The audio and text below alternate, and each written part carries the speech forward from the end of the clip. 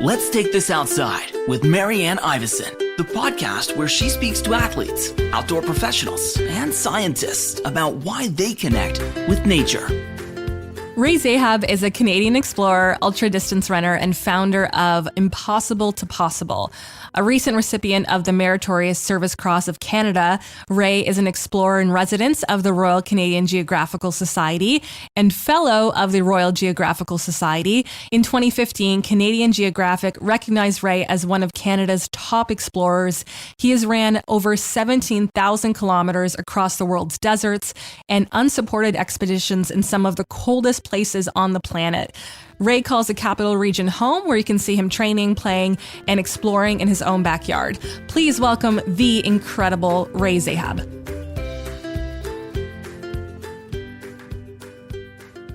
Ray Zahab, welcome to Let's Take This Outside.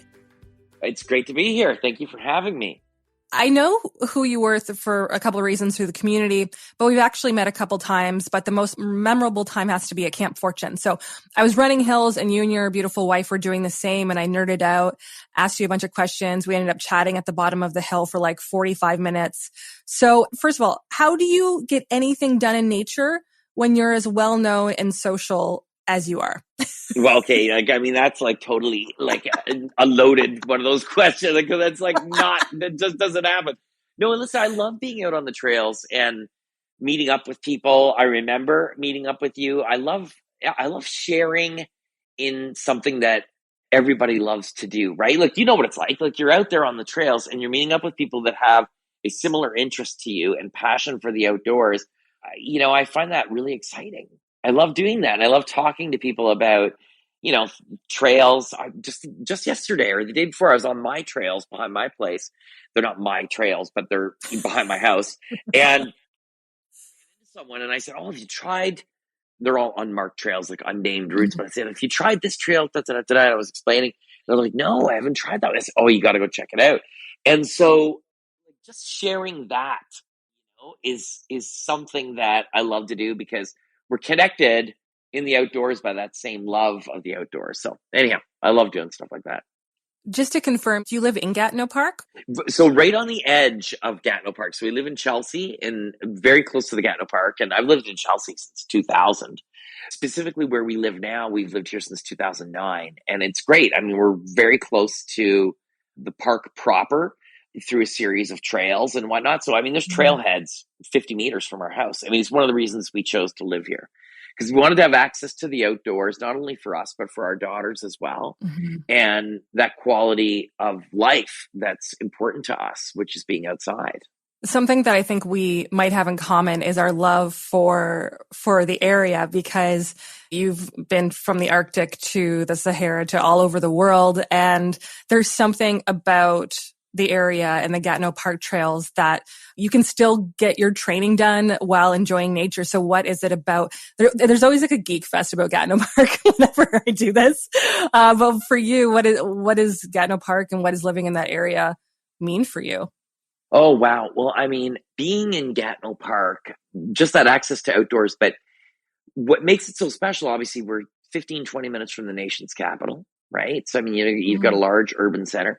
It's a community where there's a lot of kids the same age as our kids, and they're all doing outdoor sports. It's a 4-season community in the sense that you can be on some of the best cross-country ski trails in the world, literally in the world, in winter, and be, fat biking, alpine skiing, even ice climbing, doing things like that. And then in the summer, the trail running, the mountain biking, the hiking, the paddling, it's all just absolutely epic out here.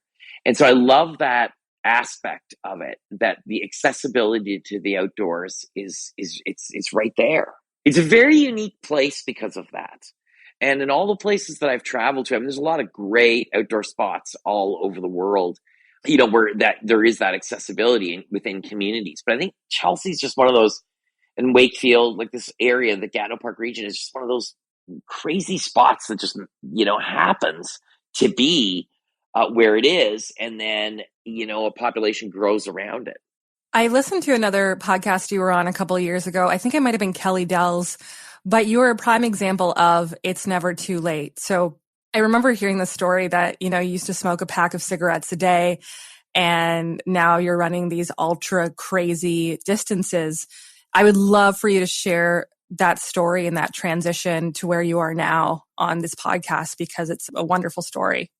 Well, I appreciate that. It's funny, since I've been on this journey, and it's been a long one now. It's like I'm into this game over 20 years now.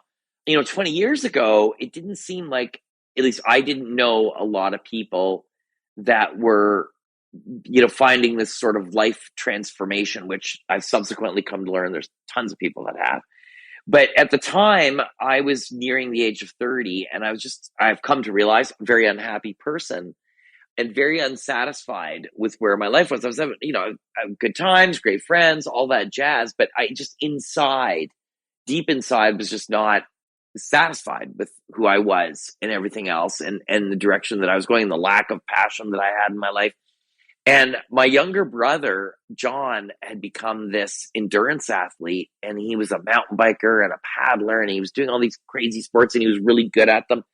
And I thought, wow, if I could feel just a little bit like he does, I think my life would be different. And so I decided that I was going to quit this, not sedentary lifestyle, but more or less. I mean, I wasn't involved in the sorts of things that he was doing. And, smoking a pack a day, I was going to give it all up and just try and change my life. And it led me on a path to sort of rediscovering me as a person, like that I had this genetic engine to go out and do these things, these long bouts of endurance like my brother did.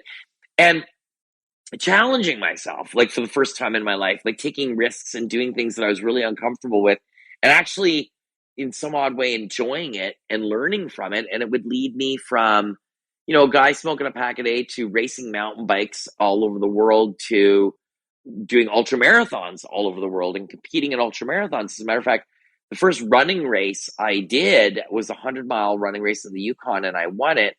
And I thought to myself, wow, maybe I should be doing this. And so I started doing these ultra marathons, and I loved the fact that running was the thing that was teaching me that human beings in general are capable of exceeding any limits that we think we have. As corny as that sounds, I started to, I was learning that myself in doing it, that it wasn't something that necessarily, doesn't mean you got to go run 100 miles somewhere, but I was learning from running that we underestimate ourselves, human beings in general, and that there is a different version of ourselves if we're looking for it, and it doesn't matter what we do. It can be in any field of study, arts, whatever it is that, we're passionate about. So at any rate, that would eventually lead me through 6 degrees of separation and serendipity and all the rest of it to running across the entire Sahara Desert, which was 7,500 kilometers in 111 days. And that really was sort of a huge pivot point for me, because that's when I decided that I was going to do expeditions professionally, and that was what I wanted to do with the rest of my life. And since then, I've done, I don't know, if you include the youth expeditions with Impossible to Possible, my foundation, I'm well over 30 expeditions. People may have seen Running the Sahara with Matt Damon, who I know voices it, and you were in it. How did that even come about? Because it's on my list to go watch, but I wanted to talk to you first about it and get even more pumped up about it. It's a long time ago. It was, 2007, that documentary came out, 2007, 2008. And it's still on iTunes now. And in the United States, I think it's on Netflix and all those, but I'm not 100% sure. But at any rate, yeah, you know what? Like anything in life, one person talks to another, and you're never that far away from people. And it was my teammate, Charlie, who had friends in that business that had mentioned it to friends of theirs, who'd mentioned it to other friends of theirs, and eventually landed on the desk of James Mall, the director. He's an Academy Award-winning director. And he was like, wow, there's like no way these guys can do this, but it'd make a hell of a film, basically. And so he approached these other folks, and one of them was Matt Damon. And Matt Damon decided, yeah, let's make a documentary out of this, and let's use it as a way to raise awareness for the water crisis in North Africa and fundraise off it. They had an entire program created out of the documentary film, like, a fundraising initiative and everything else. Can we go back to you said the first race you did was 100 miles. And I know that you stopped smoking cigarettes and you made the transition. And I know it wasn't a couple months. I'm guessing it was over maybe a couple years. Is that a good estimate? Oh yeah, Maybe. yeah, no, for sure. I Okay. mean, but it took me like 3 years to quit smoking. It's like the hardest thing I ever did. And some people it's super easy, but it taught me that difficult things are very relative to us as individuals, right? Like, I mean, it's very hard to compare yourself to someone else. Something that you feel and you're living in a reality is how you feel. And so it is what it is, right? And so it was very difficult for me to overcome that. But when I eventually did finally quit smoking completely, that was sort of like an overnight. Like, it was like, all right, starting tomorrow, I'm not doing this anymore. And it was really hard. Now, from that point to my first ultra marathon, it was 4 years, give or take. And then I ran that first ultra. I think people think that things just kind of happen overnight, but like, again, that takes a long time. I know you mentioned the genetic part of it too, because you won your first 100-mile race. But when you were running that race and did you know you won it? Because I know when you're like those 100 miles. No. I had no idea. You didn't know? There's only like 45 people in this race, right? So you could assume, you could think like, oh my God, maybe there's a possibility, but you're not. In that race, in subsequent races, I would think that way. But in that race, I was like just trying to survive, like just trying to go as hard as I could at the end. It's a much longer story. And I literally crossed that finish line and I was like, I can't believe I'm here. And no one was there. And I thought, you got to be kidding me. Like, no one waited around for me to finish. Like, there's 45 people that you could run different lengths. You could run a marathon, you could run the 100-mile, or I think they even had a 200-mile that year. They had a longer version even. And I chose the 100-mile, 160K, because I thought that's a pretty good distance to start with. If we're going to start running, do a running race, right? And I say that obviously facetiously. So finishing that, and then the race director basically being the one to explain to me that I had won, it was like it was not computing, because I had never won anything that involved me exhausting myself to the maximum, taking everything I had to reach that finish line, right? So it was really something else, because I never pictured myself as the number one sporty guy. Flashbacks to high school phys ed, where I was like last kid picked for any ball sports, any of that stuff, right? Like, I wasn't the sporty guy. You see like these Olympic athletes who are just like genetically made to swim, to run. And sometimes like without being introduced to said sport, they might not have ever actually been able to do it. So do you think you maybe struck gold a little bit by seeing your brother doing it and then realizing you're like, oh, I can run these things and I'm made to do this? And then maybe what percentage of that is just pure determination and training and work? Well, it's 4 years of life that I'm trying to distill down into a few sentences. It's a process you go through. Like, I don't think it's like I just said, oh, okay, I'm going to try. Like, it was a process. And over those years, and when I eventually tried, I was like, wow, I mean, I can do this, right? And so, since then have put in, for every expedition that I go on, a tremendous amount of work and effort.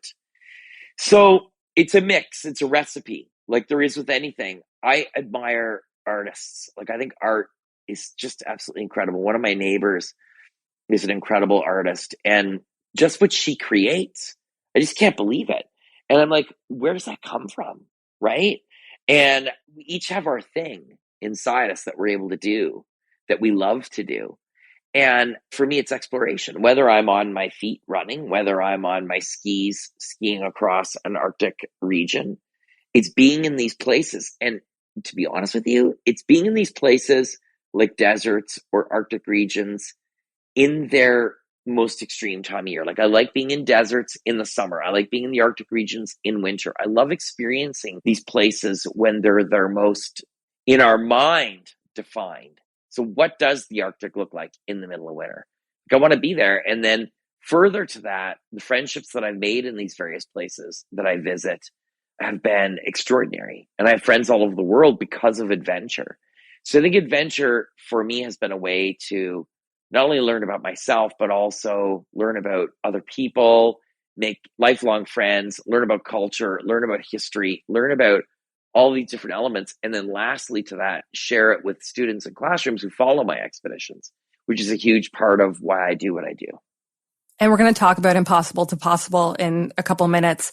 But even this year, you've been on an Arctic expedition. You were just in California, right? You just got back?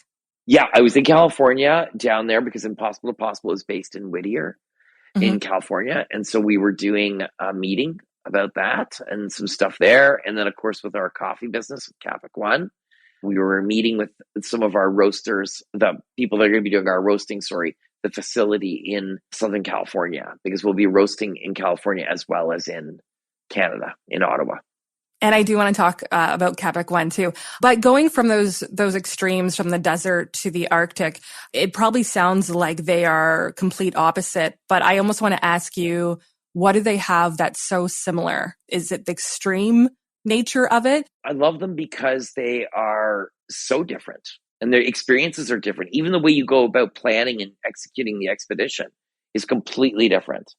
When you're on a desert expedition, I like to move fast and light. That's always my philosophy. Move as fast as I can, whether it's pulling a sled with skis in the Arctic or running across the desert in the summer.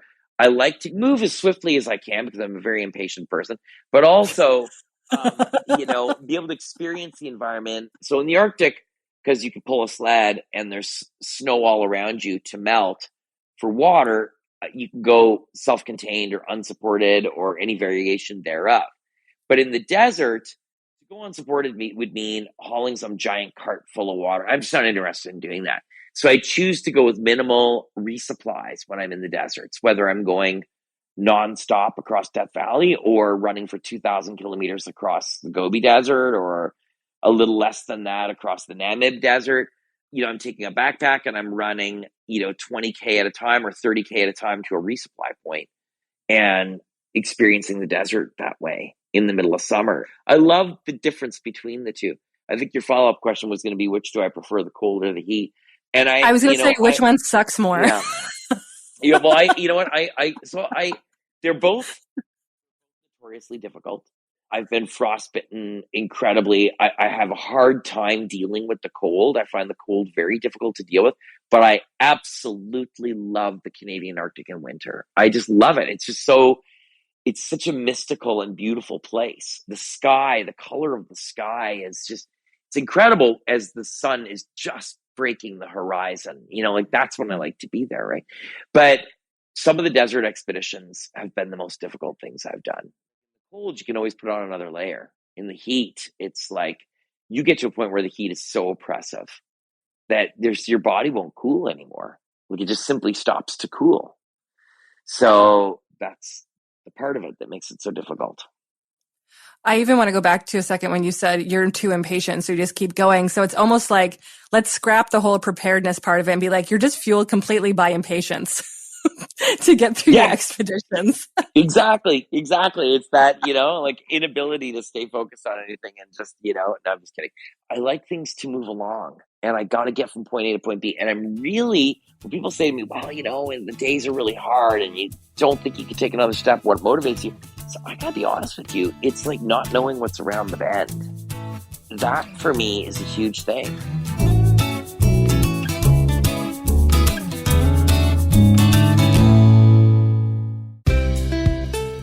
Let's take this outside with Marianne Iveson. You have adventured all over the world, but one of my favorite things to see on social media is seeing you exploring with your family and your daughters.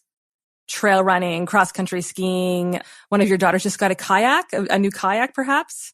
Yeah, so my oldest daughter is racing. She races sprint kayak and she's very passionate about it and very serious about it.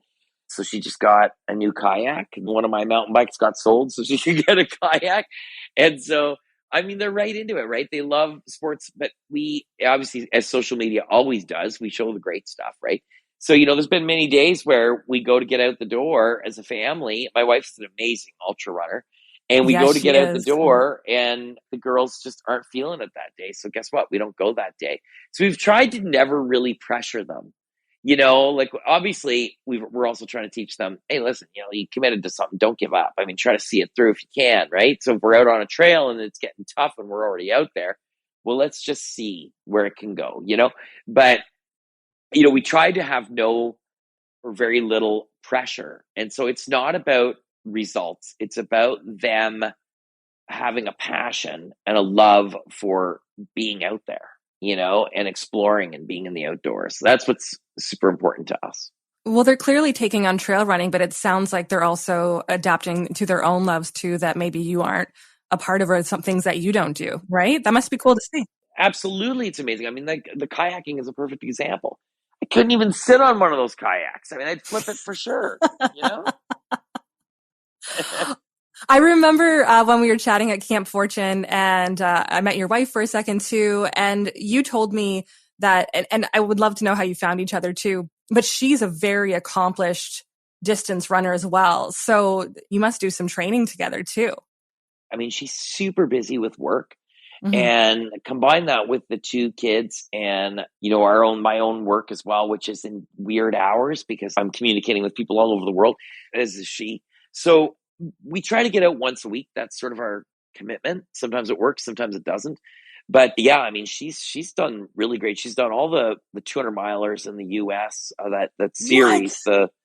the Moab and the Bigfoot and Tahoe. So she's done all three of those. I mean, that's her thing, but she works so much that she has limited time to train. So between her work and her training, that's what's the most inspiring for the girls and me, is to see her go and do these things. I'm the crew, right? So I go and I crew her, see her do these events with the 4 days a week that she gets to train, or sometimes 5 days a week, So What's it like to be crewing for your wife who, like, 200 miles is just like, it's very hard for, I think, any average human or any even athletic human to wrap their head around that. What's that like to see your wife accomplish those races and crew her and support her? it's totally inspiring. But I mean, she's not afraid. You know how it is. You get tired, hungry, crabby. She's not afraid to be crabby with me. That's for sure. Like the other people on the crew, she's nice with. So I get the brunt of all of the, all the bad stuff that's happening. I get all that.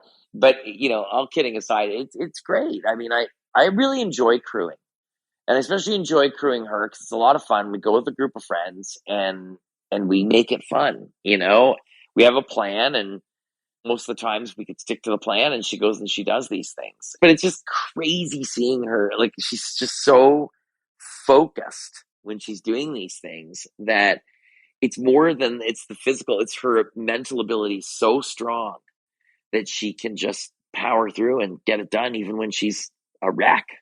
Well, it must have something to do with the fact that she's trying to balance work and, you guys have a family and training. Like, there must be like a mile threshold or a kilometer threshold where it becomes all mental. If you could put a number to it, what do you think that is? I couldn't put a number to it. I think it's very relative to individuals. I really do. I think it's, it's up to the person. What's it for you? It depends on the conditions. I mean, that's such a hard question, and it's, I don't know if you've noticed this, but everything these days, it seems we have to be able to define and compartmentalize, when sometimes there's just no answer. Like, that's just the way it is. There's no answer, and so that's kind of falls into that category. I don't really have an answer for that. I know that, sometimes when I'm feeling really good, I feel like I could go for hours and ever. But other times I'm like, oh my God, this is like going to be the worst thing ever. So it all depends on the day and what I'm doing and the environment I'm in and everything else. Something that you stream a lot of your energy into and why you do your expeditions is impossible to possible. And you stream a lot of that energy into helping youth go on expeditions and youth see the world in a different way. Tell me about Impossible to Possible and how people can support and find out more. Yeah, so right up until like a year or so before the pandemic, we were doing these youth expeditions every year, sometimes twice a year, and taking young people 16 to 21 years of age on expeditions that were free of charge. Everybody's a volunteer, and they're all learning-based expeditions. So we would go into places like the Amazon and study biodiversity, or go to Utah and study dinosaurs, or go to Rajasthan and study access to healthcare. And we would create curriculums around these expeditions. And so the curriculums are taught by our youth ambassadors doing the expeditions as they make their way across a geography of some sort. And so it's part endurance, part education, part empowerment. You've got a group of young people who are totally motivating and inspiring their peers in classrooms. Like tens of thousands of kids have been on these things before in schools following these youth expeditions, which, by the way, play out live on a live website, by satellite, everything else. So all the content is real time. It's very rewarding. I mean, obviously since the pandemic, things shut down completely, and now we're trying to get things going again, and funding is difficult. We were supposed to do a big youth expedition this year. We simply did not have the funding, so we'll have to go next year. We're shooting for next year. We'll be making an announcement about that very soon. And so it's the passion part about what I do. It's what I love to do. What's the biggest thing you've learned from taking youth on these expeditions and seeing them learn and grow and take it all in? I think it's that at the end of the day, the effect the outdoors can have on young people and on people's health in general is massive. And I think that there needs to be more access to the outdoors for people, no matter where you live, whether you're in an urban setting or rural, or it's having that access to the outdoors, fresh air, being able to explore, I think is really important. It's something that anyone and everyone can benefit from. Something that has come up a lot on this podcast is not only making the outdoors more accessible for everyone, but also being more welcoming to people in nature, because sometimes it can get a little cliquey. Sometimes it can get a little bit too, maybe not dominating, but people can get a little bit too like, this is my trail, or this is my parkway, or this is, right? I think some people can be a little bit too not welcoming in the outdoor space. So hearing you say that is really refreshing to hear you talk about like, it's just meant for everyone. I haven't experienced that, but I hear you. I mean, if that's your experience, then that's your experience. And I just think it's, especially during the pandemic, right? Everybody was like locked up and you're in your house and all that jazz, especially if you live downtown in a flat or whatever, and you got no fresh air. I mean, you really see the effects on people's health, right?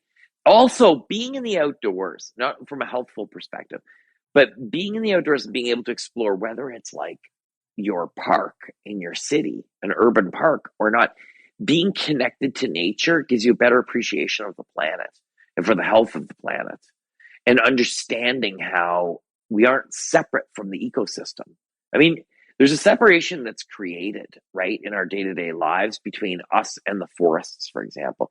But we all exist in the same time and space on the same planet, breathing the same air, utilizing the same resources, fresh water, etc. And so I think that having that connectivity with the outdoors gives us a better appreciation to want to preserve the planet as well. I 100% agree. And specifically, I haven't felt unwelcome in the outdoors. I'm thinking more marginalized groups. That's what I'm thinking about. Okay, yeah. Not me as a white woman. I'm talking about people who are more marginalized than me. So that's what I'm thinking is, how can we be more welcoming and make it more accessible? So that's what I meant by that. Yeah. In a perfect world, we'd find ways, obviously we're doing our little thing, but to give youth an opportunity, no matter where they come from, to get a chance to be outside. That's what I've noticed. I've noticed that from the small dent we're making, that we've noticed that it has an effect for sure, not only on the kids that are on the expeditions, but on the kids that are in the classrooms. We see them then wanting to go out and learn about their own backyards. And I've had youth that were in schools observing older kids on expeditions. And then years later, they're on one of our expeditions. And I'm like, well, how'd you end up on one of these youth expeditions? Oh, it was when I was in elementary school, you guys had a youth expedition and my teacher followed it. So you got to be kidding me. Yeah, because of that, I started hiking. Or yeah, because of that, I started riding my bike. And here I am. One thing leads to another. So there's a cause and effect in being outside, I guess. You are doing your part, and thank you for everything you do for Impossible to Possible. And I know you have to go in a second, so I just want to ask you about Capic One, your coffee company. It's newer. Can you tell me a little bit about that before you have to go? Yeah, for sure. So Capic One is we're a guiding company. So we conduct trips all over the world for adults to go on expeditions that are modeled on the youth-based expeditions. But we go to some pretty awesome places and adventure trips. And subsequent to that, we started creating our own coffee because we love coffee. It's part of our entire team is like addicted to coffee. Ever since day one, we've all been like, we have this hashtag, no coffee, no expedition. And it's like legit. If nobody has good coffee, we're not going. And so we were initially going to make the coffee for ourselves, but it was so good. We were like, what the hell? Let's start selling coffee and give people a little taste of what we love so much. And so that's how we started it. So it's Capic One. And in the Ottawa area, because your podcast, I'm assuming, is based in Ottawa. It's based in Ottawa, yeah. Right. You can get our coffee in retail at Bushtaka, Kuhnstadt's, and Eurosports. But it's also available online at capic1.com. So you can get that, or you can even book a trip with us as well. So yes, I'm now like the gears are turning in my head. I will put all the links to all your social media, Impossible Possible, Capic One. I'll put it all in the show notes. Ray Zahab, I know you have to go and take care of some family stuff. Thank you so much for taking time for me today. Thank you. You got it. We'll catch you later. Thanks for listening. For more Let's Take This Outside, go to letstakethisoutside.ca. Produced and distributed by the Sound Off Media Company.